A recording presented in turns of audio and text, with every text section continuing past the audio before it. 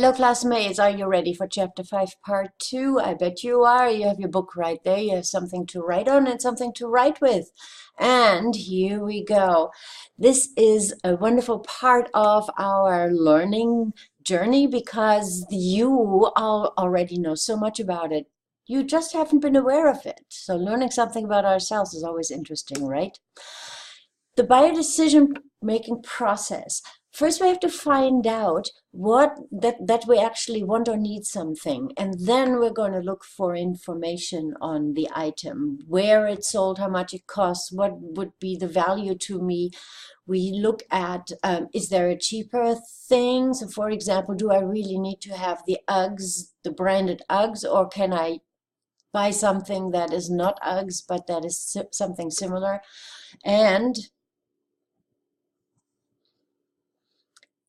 then we go ahead and purchase something, but it doesn't stop there because there is something going on afterwards that's called post-purchase behavior. Think about it, the last time you purchased something that cost a significant amount of money. So we're not talking about $5 or $10 here, but something that is, I don't know what's significant for you. Insert your dollar amount here. And once you brought it home, how did you feel about that? Well, there is a good chance that you checked in with your expectations about this particular product. So let's say I purchased a new cat tree. As you can see, lots of cat trees here in my home office. And it cost, let's say, $60, which is, something. And I have the expectation that my foster cats like it, that they will find entertainment and stimulation because of it. So if I come home and I put the cat tree in this room here and the cats are all over it and loving it, then hey, I'm good, right? I feel good about it.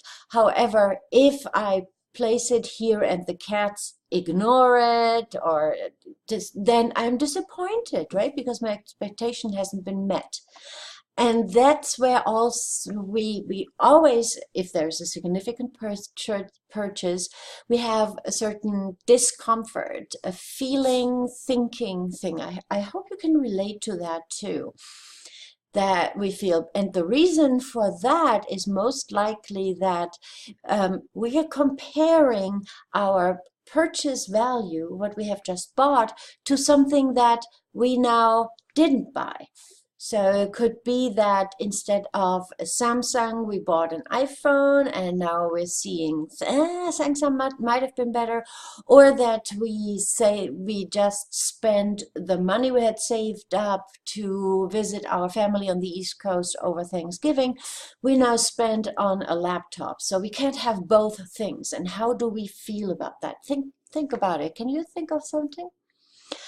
And this is a really important thing. And of course, we're going to do an activity around this too. So be ready to remember, either to remember past purchases where you went through this process, or as you move forward, go ahead and really keep track of it.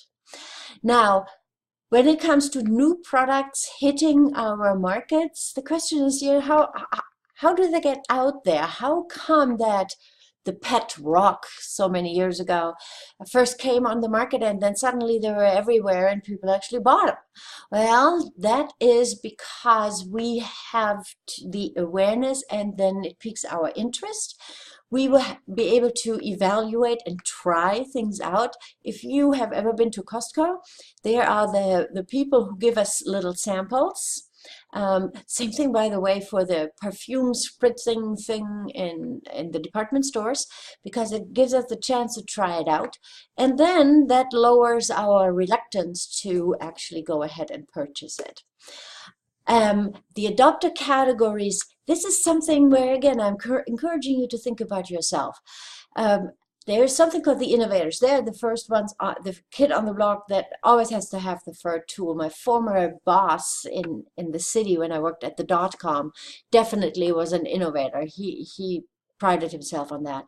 Early adopters are those that before it hits the mainstream, they're already using it. So these were the ones who purchased the iPhone when it first came out for $900.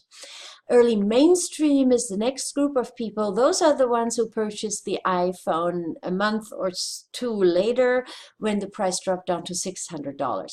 I don't know whether you've read about this. It was quite the scandal, actually. Then late mainstream, those are the ones who say, I'm going to wait until I can find this new color shirt or whatever the outfit of the season might be in Ross or TJ Maxx or something like that. And then finally, the laggers are the ones who get interested in it after everybody's already moved on to the next thing. Nothing wrong about that. It just is. So what makes us purchase some things early when they first come on the market and some things we wait for a long time?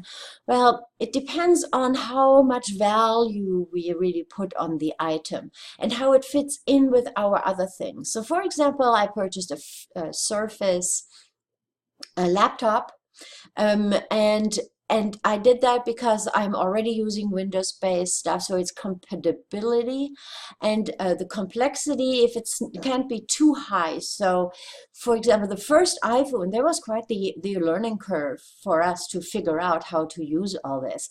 Oh my God, some people had a very hard time with that. And then we get into the self-protection mode where I don't need this, and how much we can communicate the things. My favorite example of that is the microwave oven.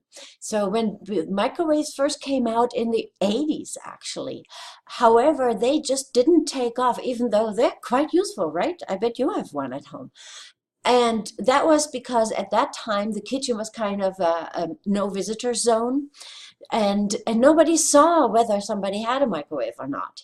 However, then after a while, we changed our cultural behavior a little bit, where we hang out in the kitchen now before a dinner with friends, and people started seeing the microwave, and that's when it started to take off. Interesting, isn't it? The last thing I want to point out to you, I'm going to move my up here, is something called opinion leaders. Those are the ones who are nowadays on Facebook, Instagram, Twitter, YouTube. They're celebrity spokespeople.